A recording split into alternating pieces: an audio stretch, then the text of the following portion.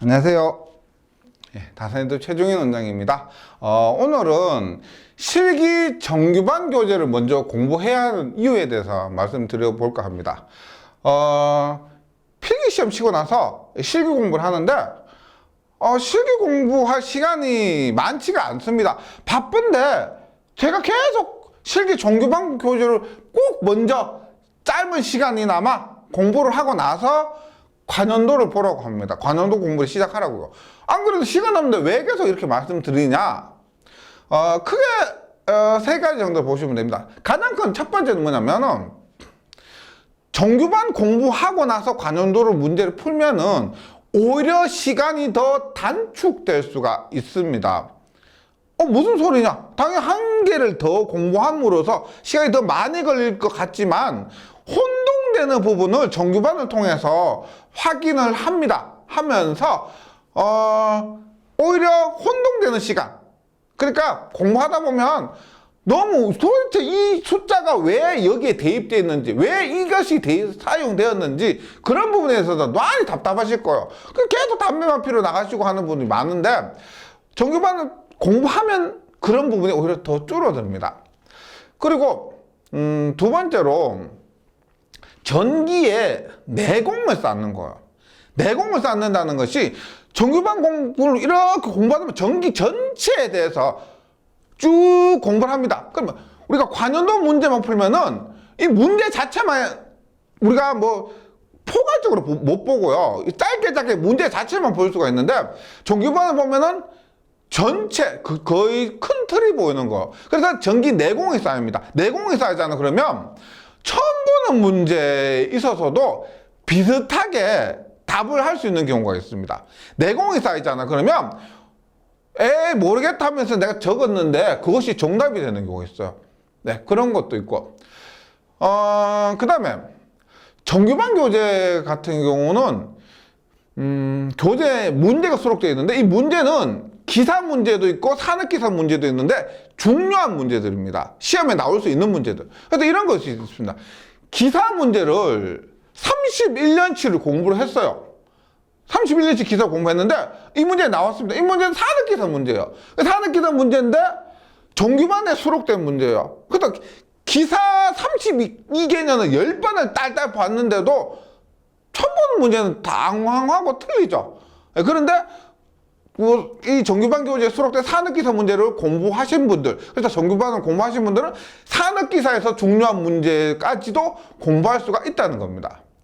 반대로 산업기사 보는 분도 마찬가지죠. 산업기사 공부하지만 기사 문제, 정규반에 수록된 기사 문제를 통해서 기사에서 중요한 문제까지 공부할 수 있다. 뭐 이렇게 보시면 되겠고요. 그럼 정규반은 어떻게 활용하느냐는 제가 문제를 통해서 한번 말씀드리도록 할게요. 예를 들어서 이렇게 봅니다. 관연도 문제에 그냥 단답 암기하는 거예요. 시설 장소별 적용한 필요기 공식망열 전류를 쓰시오라고 합니다. 이거는 그냥 단순히 암기하는 문제죠. 암기하는 문제인데 정규반에 이런 식으로 표가 그대로 있죠. 여기에 있는 표가 그대로 이렇게 적용되어 있습니다. 그래서 정규반 내용을 숙지하셔서 예를 들어서 이 부분을 숙지할 수도 있고요. 이 부분을 숙지할 수도 있습니다. 네, 이 내용을 숙지해서 여기에 적용해 주시면 되겠습니다. 그리고 관연도 문제 풀다가 이 내용이 어디에 있었더라? 그것을 정규반에서 확인하면 돼요. 그래서 정규반은 너무 꼼꼼하게 공부하시기보다는 관연도 문제 풀면서 이 내용이 어디에 있는지 찾을 수 있을 정도로 공부해 주시면 된다는 겁니다. 이거 보면 답답하죠? 어디서 본 것 같은데?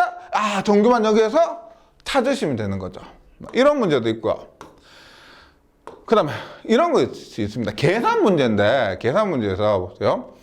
이렇게 문제를 다 풀었습니다. 한 대 용량 얼마나 되는가라고 했는데, 예를 들어서 계산값 이렇게 나오는데, 뜬금없이, 계산값이 9.31이 나오는 뜬금없이 10kVA를 선정하래요. 네, 표에서 이 말은 없고 10kVA를 선정합니다. 얘가 도대체 어디서 나왔느냐? 이것도 정규반에서 단상 변압기 표준 용량이라고 해서 암기해 주셔야 됩니다. 단상 변압기 표준 용량이면 답이 9.34이기 때문에 9.34보다 큰 10을 이렇게 선정하는 거예요. 근데 이런 거 모르고 그냥 공부하시잖아. 그러면 답답합니다. 엄청 답답해요. 이 10이 하늘에서 뚝 떨어졌나 하는 거예요. 네, 그런 것들은 간단하게 이런 표에서 확인할 수가 있고요. 그리고 정규반 수업 때 이런 전격표 같은 것도 암기를 해 주셔야 돼요. 그 다음에 이런 계산 문제가 있습니다. 계산 문제에서 굉장히 질문을 많이 하세요. 보세요. 지금 여기에서 뭐 전압이 6600V고 뭐 전선 연장이 350km고 이런 값에서 계산하는 겁니다. 계산하는데 이 공식까지는 관여도 초기에서 외웠습니다. 외웠는데 뜬금없이 지금 6600V라고 했는데 얘가 6600을 1.1로 나눠요. 그래서 6600을 1.1로 나눈 것도 아니고 6.6을 1.1로 나누는 겁니다. 그 다음에 전선 연장을 이렇게 350을 대입을 하는데 이런 부분 그리고 어떤 데는 전선 연장, 어떤 데는 선로 연장 이런 부분에 있어서 굉장히 헷갈리세요. 여기서 정규반 내용 보면 여기서 보세요. 이 전압은 공층 전압은 1.1로 나눈 값을 하고요. 중요한 건 킬로볼트를 단위로 한다. 그래서 이런 거 아니면 이 공식만 하면은 6600 나누기 1.1 이렇게 하거나 1.1로 나누지 않고 그대로 계산해 버리는 겁니다. 이런 것들. 그 다음에 우리가 이 공식을 대입하기 위해서는 L 여기에서 전선 연장 킬로미터를 단위로 한다라고 했습니다. 어떤 경우는 선로 연장이 있는데 어떤 데는 전선 연장, 어떤 데는 선로 연장 이런 것 때문에 굉장히 헷갈려 하세요. 그래서 정규반에서 이런 내용을 반드시 숙지를 해주셔야 된다는 겁니다. 해주시면 이 문제는 단순 대입 문제가 되는 거죠. 이런 세세한 부분이 실기 공부를 힘들게 하는 겁니다. 그 다음에 뭐 이런 것도 한번 볼게요. 이 질문 중에서는 단일 질문 중에서는 굉장히 많은 건데 보세요. 3면 4cm 380V입니다. 380V가 있는데 보세요. 전압 강화를 구한다고 하는데 지금 여기에서 뭐 이때 전압 강화 구할 때 0.07이라는 값을 곱해서 구해야 됩니다. 그때 380V가 주어졌으니까 380에 0.07을 곱해서 구해요. 까지 괜찮아요. 근데 전선의 굵기 구할 때 여기도 전압이에요. 전압인데 이때는 뜬금없이 220이 아니고 380이 아니고 220을 곱하는 겁니다. 야, 그러니까 당연히 사람들이 어떻게 생각하냐면 오타다 이거는 100% 오타다. 이건 잘못됐다. 예. 380 주어졌으니까 380 곱하기 0.07 해야 되는 것이 맞는 것 같은데 여기는 220 곱하기 0.07을 했다는 겁니다.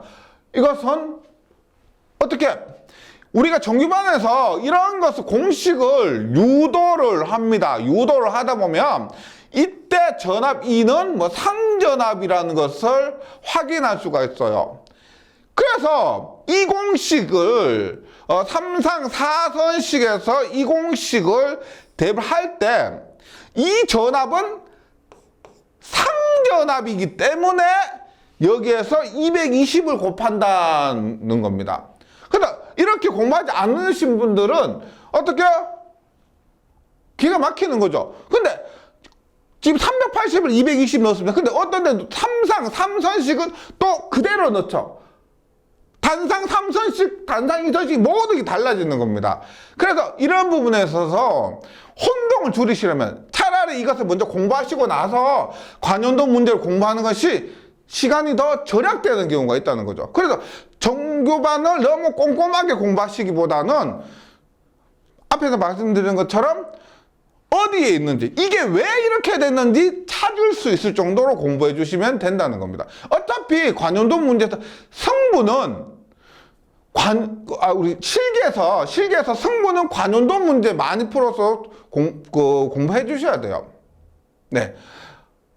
그런 말이 있습니다. 어떤 분이 합격을 하시고 나서 말씀하셨는데, 정규반이죠, 정규반.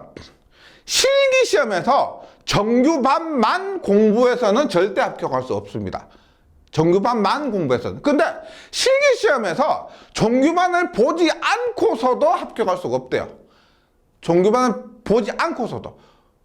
네, 그래서 정규반만 봐도 안 되지만 정규반 안 봐도 안 된다는 거예요.